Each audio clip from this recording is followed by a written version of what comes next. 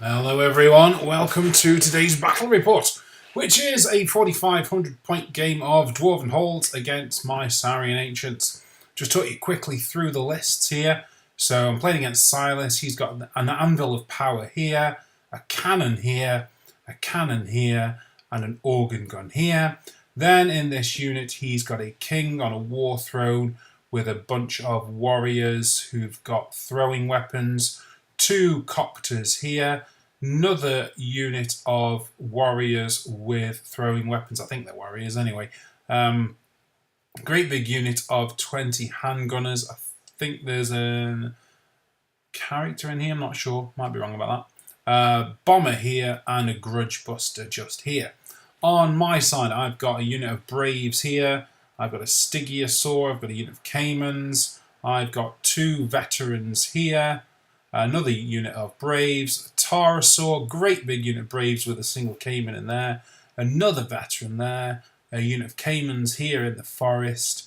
Another Stygiosaur here. And a unit of Braves here. This was a counter thrust game, and it was the secondary objective where you have to secure the target. So we've got two, one here and one here. That is deployment. Let's get on to the first turn. Okay, so end of Silas's movement one then. Not a huge amount happening really. Copters have moved around a bit. Warriors have moved up a touch, but really this army is all about sitting back and shooting. So that is the end, actually, straight there, of Silas's movement one. Okay, so this is the end of Silas's turn one, and it's been a really good turn one, although he didn't manage to do any damage in the magic phase from a combination of ward saves and dispels and whatever. His cannons came up trumps, and the two cannons between them teamed up to take out this Stygiosaur here. So the Stygiosaur didn't even get to move. Killed a couple of skinks with the handgunners as well, and got a couple more, I think, from the bomber, but the big win there is taking out the Stygiosaur. Some 450 points down there, and I haven't even moved yet. So yeah, that was Silas's turn one. Okay, so this is the photo from the end of my movement phase. My general failed his stupidity test like a moron and just lumbered forwards a bit over here. And these Caimans needed an 8 to make this charge. I had a less than 50% chance of making it, so I can't really grumble that they didn't get in. Other than that, just generally sort of moving up really. At the start of deployment, I wasn't sure which corner Silas was going to occupy, so I was always going to have some troops kind of going the long way around, but these guys are movement 6 and 7, so they should get there eventually. Other than that, Skinks moving up, Skinks heading over here towards this objective here, Tarasaur and the two veterans coming in, so basically I just need to start closing him down, because the longer he shoots at me with these cannons and his organ guns, the more it hurts, so I've just got to press him really. So that's the end of my movement one. Okay, so this is the end of my turn one. It wasn't a bad turn one. It wasn't as good as Silas's, but it was all right.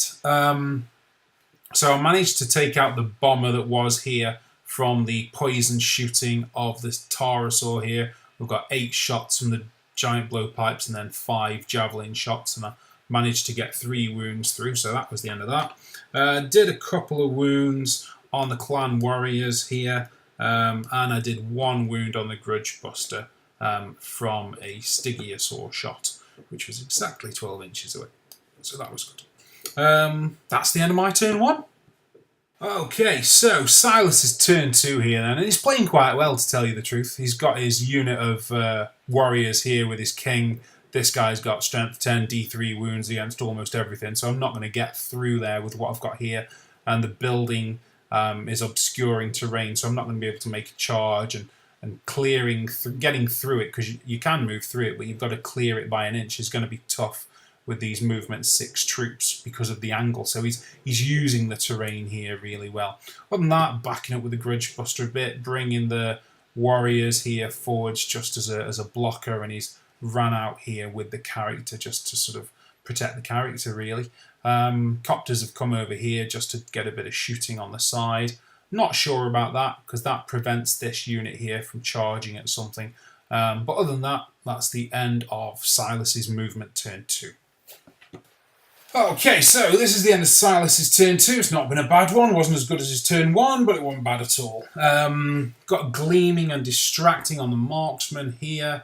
In his magic phase, I managed to dispel everything else. He got 2 wounds on my Taurosaur here from his cannons. I can't remember which one it was, but it doesn't matter. Did 3 wounds on the Caimans here from the Copters. And then he did another wound on the Taurosaur. Where is he there? From shooting with this unit here. So my Taurosaur has taken 3 wounds, got 3 left. And he's got a couple of Braves taken out as well. So that's the end of Silas's turn 2. Okay, so my movement 2 then. I've got 3 charges off. I've got the Taurosaur in the middle against these warriors here. I've got the veteran here against these marksmen. And I've got the veteran here against this Grudge Buster. I've brought the Skinks up here to chaff up this unit. And they're stuck. They can't charge because of the Copters. So the Copters might charge. I'm not sure about that. Bringing these Skinks across here. So that I can continue to chaff up this unit. This unit might go after the secondary objective and be content to just sit there, but if it is, I'm happy with that because I can take out everything else. And I've got these Skinks holding this secondary objective, so it's contested. So yeah, I think that's pretty much it. I did make one mistake in this turn. I reformed here instead of swift reforming, which meant that I wouldn't be able to shoot in my turn. But other than that, I'm all good. So yeah, that's the end of my movement turn 2. Okay, so in my magic phase, I got +1 toughness on the Taurosaur. Doing that. Why was I doing that? Oh, against the organ gun. The veteran killed the Grudge Buster and overran here, so that was short work. The Taurosaur ripped through the warriors. And overran there, you can see. And the veteran drew in combat with the handgunners, so they're just locked in combat there. So that was the end of my turn 2. Okay, so Silas's movement 3 here then. So he's brought the king out of this unit here, and he's flown over the unit of Braves with the 2 Copters. And he's moved the character here, I think it's an engineer, but it could be a runic smith, I'm not sure which, through the house and out onto the other side, out of the charge arcs of all this unit. So trying to protect this character there. That is the end of Silas's movement turn 3. Okay, so this is the end of Silas's turn 3. It was a fairly uneventful magic phase. I dispelled the Rune of Storms, and then what spells he had left didn't do any damage. Shot a load of Skinks over here, but they didn't panic, so a little bit happy about that.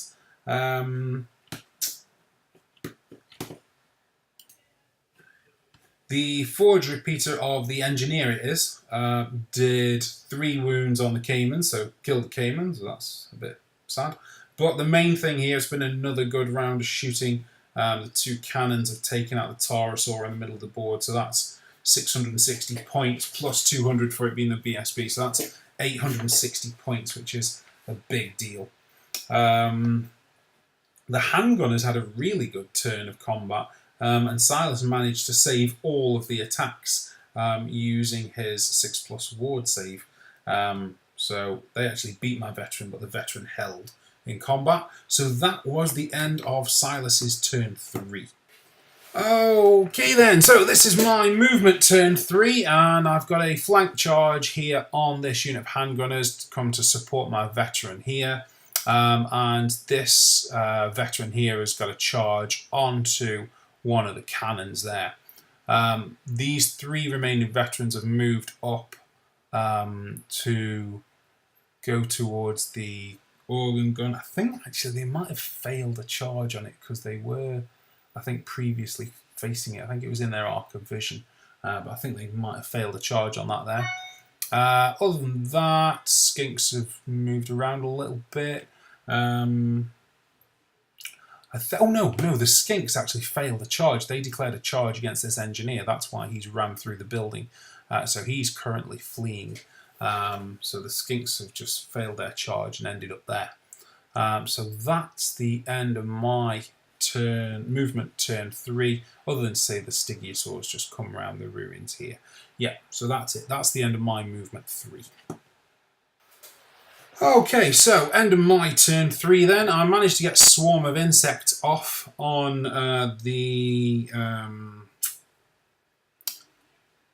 cannon in case I didn't finish off the first one, but I didn't do any wounds, so that was bad. I got 1 wound on the organ gun from a javelin shot here, but the most important thing that happened this turn was that the Caimans and the veteran beat the handgunners by a considerable margin. They broke and were caught by the veteran. The veteran here performed really well, though. He needed to score 5 wounds. He's only got 6 attacks in total, and he did manage to score the 5 wounds, which meant that he could overrun into the second cannon, which is good because that keeps my Stygiosaur nice and relatively safe. Bit of shooting here, basically pinging off the things that were being shot at, if I recall correctly. That's the end of my turn 3. Okay, so on to Silas's movement turn 4 then, and he's charged this unit of skinks here. I might as well hold because his centre to my centre would cause me to flee off the board, so just hope for a bit of a miracle over there. He's charged this unit of skinks with his king on a war throne, but I've fled, causing him to fail his charge. I think he rallied the engineer here. That seems quite likely. And that's it for Silas's movement turn 4. Okay, so on to the end of Silas's turn 4 then, and he got gleaming on the cannon in his magic phase, which meant that my veteran wasn't able to punch through it, but that doesn't really matter because all I need to do now is hold it, really. He failed to cast Rune of Shattering though, so that was good. The organ gun here absolutely minced my unit of Caimans, because that thing's insane. 2 times 2d6 hits, strength 5, armor piercing. It's just mental. So that was that. The warriors here smashed through the skinks and reformed. And that's it. That's the end of Silas's turn 4. Okay, so on to my movement turn 4 then. I got a charge on the organ gun with a Stygiosaur that had been coming around the back here. I got a charge on the engineer with my veteran. He got a stun and shoot, took a wound, so he's only got 1 left, but that's that. The Caimans here also failed the charge against him, and the skinks over here did not rally, so they just kept on running. So over here I have reformed to bring my Caiman up into the 2nd rank, so that if he charges with the king, then I can hit him fairly hard and not have to worry about him being able to kill my Caiman because he's in the 2nd rank. So that's the end of my movement turn 4. Okay, so this is the end of my turn 4 then. The general over here finished off the cannon, so that was good. The veteran finished off the engineer here. I got 3 wounds on the anvil from this veteran here, but the anvil held. And the Stygiosaur finished off the organ gun. We decided to stop the game at this point because we're playing against the clock. We're trying to get ready for a tournament, and the games in the tournament were 3 hours, and this was exactly 3 hours. So we ended it there. Silas scored 2,010 points against me. I scored 3,071 points against him. The secondary objectives are drawn, so the final result here was 13-7, and with the time that we had saved from not continuing into turns 5 and 6, we played another game, which will be my next battle report. Thanks for watching, guys. Hope you enjoyed this one. See you next time.